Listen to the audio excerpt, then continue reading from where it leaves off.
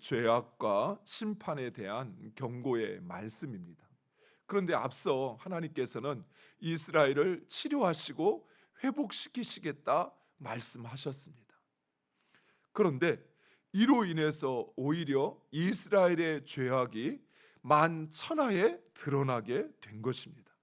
마치 의사가 환자를 치료하려고 할 때 그 환부를 칼로 째어서 그 썩은 것과 골문 것을 드러내듯이 이스라엘을 치료하려고 하시자 드러난 그들의 죄악과 그리고 그 처방을 말씀하고 있는 것입니다. 먼저 이스라엘의 죄악과 악은 바로 이런 것들입니다. 첫 번째, 백성들은 하나님을 무시하고 하나님의 공의로우심을 두려워하지 않았습니다. 오늘 본문 말씀에 그들은 거짓을 말하며 집안에 들어가 도둑질을 하고 거리에서 떼를 지어 노략질을 하였다라고 말씀하고 있습니다. 이것은 북이스라엘이 불법과 불의가 난무하는 사회가 되었다라는 것입니다. 사람들이 참된 것을 말하고 그리고 법에 따라 또는 정의로운 행동을 하는 것이 아니라 물질과 욕망을 쫓아서 거짓을 말하고 그리고 다른 사람의 것을 빼앗고 또 함께 많은 이들이 집단적으로 이런 일을 행하였던 것입니다. 백성들이 두려워하는 것은 하나님이 아니라 왕이었습니다. 그래서 왕 앞에서는 거짓으로 아첨하며 왕의 심기만을 살필 뿐 정작 이 땅의 참 주인이시오 주관자이신 하나님을 두려워하지 않았던 것입니다. 사랑하는 성도 여러분, 우리 역시 이 땅의 삶을 살면서 때로는 내 앞에 있는 사람, 나와 함께하는 누군가를 내 마음에 두고 정작 하나님이 원하시는 하나님의 공의와 정의를 잃어버린다면, 그렇다면 우리 역시 죄와 악과 함께하고 있는 것입니다.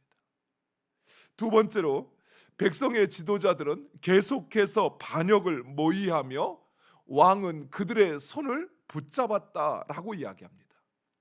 백성의 지도자들은 왕을 두려워하면서도 정작 왕이 자신들의 이익에 반하면 언제든지 반역을 획책하며 새로운 왕을 세웠던 것입니다.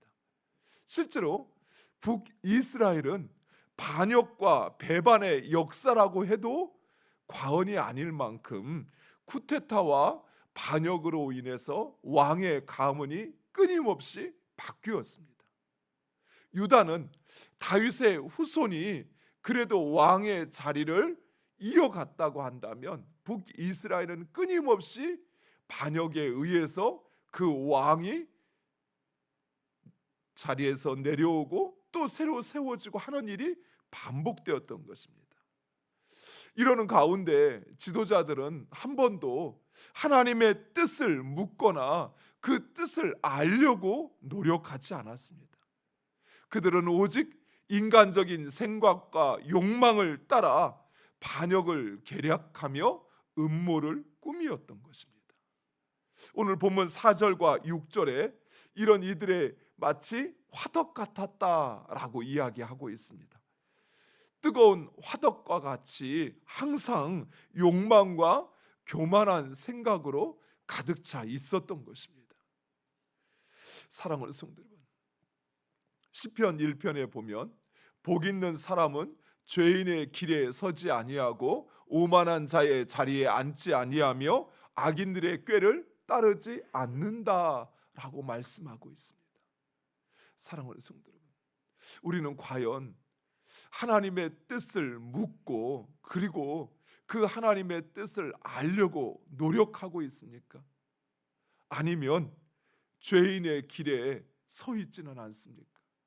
오만한 자와 함께하고 있지는 않습니까? 악인의 꾀를 따르고 있는 것은 아닌지 우리 자신을 살펴야 합니다. 비록 내가 왕따가 되고 내가 사람들에게 소외를 당한다 할지라도 결코 우리는 악인들의 꾀를 따라서는 안 돼요. 오만한 자와 함께해서는 안 돼요. 죄인의 길에 서 있어서는 안 된다는 것입니다.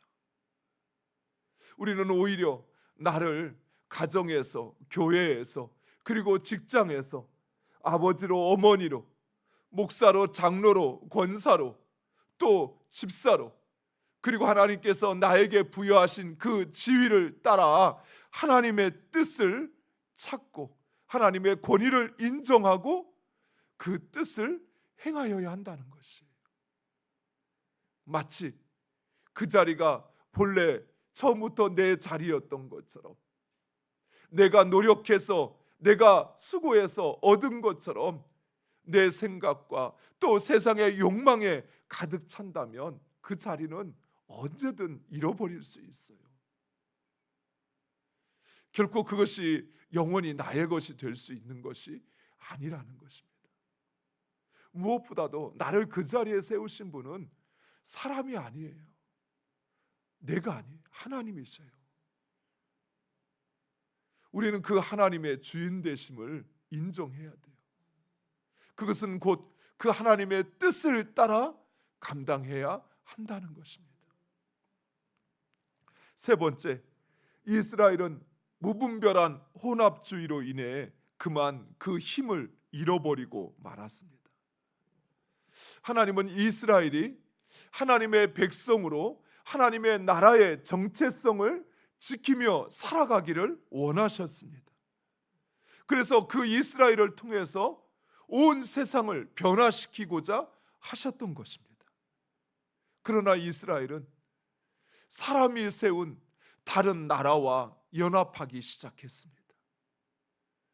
사람의 욕망과 그리고 사람의 쾌락을 위하여 세워진 나라, 또 세상의 질서를 따라 살아가는 그 나라들과 연합하기 시작했고, 그리고 그 나라들을 따라하기 시작했습니다. 보기는 좋았거든요. 사람이 세운 나라, 사람이 질서를 지은 나라, 이 나라는 사람의 욕망을 정당화하고 또 그것을 부추기는 나라이기에 눈으로 보기에는 좋아 보이지만, 그러나 그 안에는 악과 불의가 판을 치는 나라임에도 이스라엘은 그 나라를 따라했던 것입니다. 그만 하나님 나라로서의 그 정체성을 잃어버리고 말았습니다. 정체성을 잃어버린 그 나라의 모습은 오늘 본문에 마치 백발이 무성한 것처럼 그만 힘을 잃고 죽을 날만을 기다리는 것과 같다라고 이야기합니다. 사랑하는 성도 여러분, 우리 역시 하나님의 백성이라는, 또 왕과 같은 거룩한 제사장이라는 우리의 정체성을 결코 가볍게 여겨서는 안 됩니다. 우리의 힘과 능력은 바로 그 정체성에서 나오는 것이에요. 세상의 사람들이 중요하게 여기고 힘 있다라고 생각하는 사람의 수나 돈에서 힘이 나오는 것이 아니라, 우리가 하나님의 백성이라는 그 정체성을 우리가 지킬 때 거기에서 우리의 힘이 나오는 것입니다. 우리의 능력이 바로 우리의 정체성을 지킬 때 거기에서 나오는 것입니다. 세상을 부러워하고 세상을 따라할 때 우리는 마치 차지도 덥지도 않은 미지근한 물이 되어서 이곳에서도 저곳에서도 환영받지 못하고 그만 토하여져 버릴 뿐이라는 사실이에요. 차라리 세상 사람처럼 그렇게 이기적이고 자기밖에 모르고 물질만을 향하여 살아가든지, 그것도 아니고 하나님의 백성이라고 하는 부담감은 가지면서도 세상을 부러워하고 세상을 따라한다면 우리는 이것도 저것도 아닌 그런 존재가 되어버린다는 사실이에요. 사랑하는 성도 여러분, 여러분이 하나님의 백성이요, 하나님의 소유가 된 존재요, 그의 나라임을 분명히 확신하시기 바랍니다.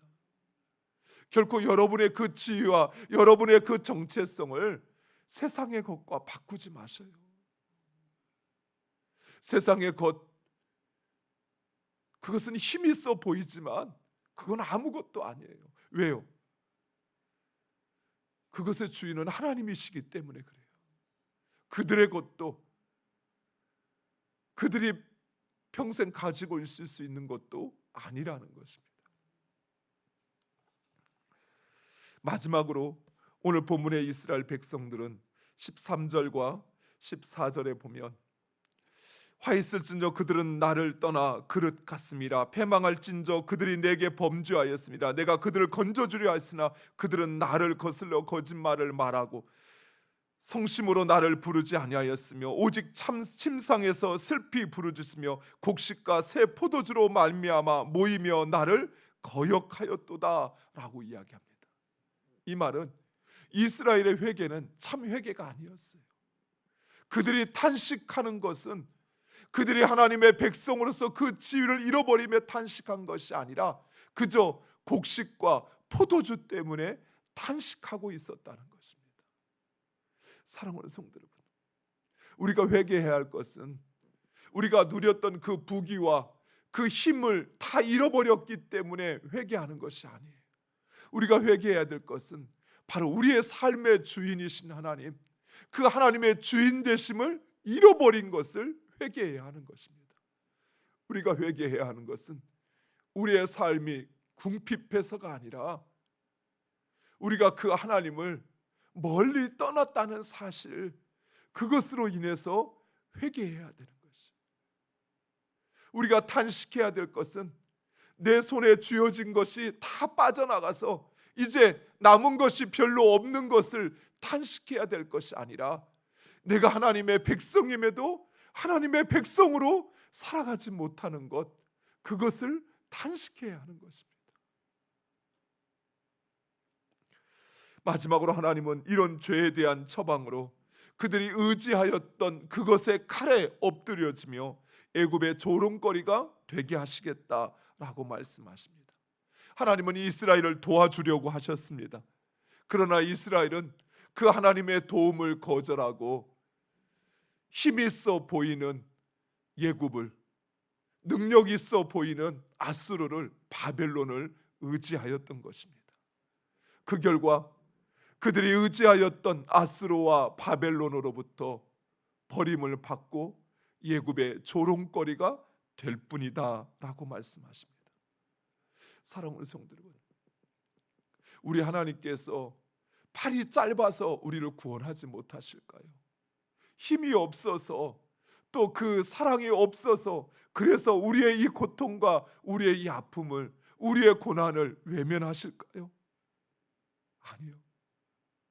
우리가 그 하나님 앞에 거짓과 변명으로 진정으로 하나님을 찾지 아니하고 하나님을 기만하였기에, 그래서 하나님은 우리를 도우실 수 없는 것입니다. 하나님을 찾지만 정작 우리의 마음은 하나님이 아닌 물질에, 내 삶의 세상적인 만족과 평안에 내 마음이 있었던 거예요. 우리 하나님이 그거 모르실까요? 내가 지금 하나님 앞에 울부짖으며 탄식하는 것이 내 집에 곡식이 없어서, 내 통장에 돈이 없어서 그렇다는 것을 우리 하나님이 모르실까요? 하나님을 찾고 구하지만 기만적으로 또다시 그 하나님을 떠날 채비부터 하고 있는 그런 우리의 기만함을 하나님 모르실까요? 알고 계셔요. 그러나 사랑하는 성도 여러분, 비록 우리가 어떤 상황에 처해 있다 할지라도 우리가 진정 하나님을 찾고 오직 그 하나님을 구하면, 그 하나님이 나의 삶의 주인임을 인정하고 그리고 그 하나님의 백성으로 살아가기를 결단하면 하나님의 강한 팔이 우리를 붙잡아 일으키심을 믿으시기 바랍니다. 하나님 결코 우리를 포기하지 않으십니다.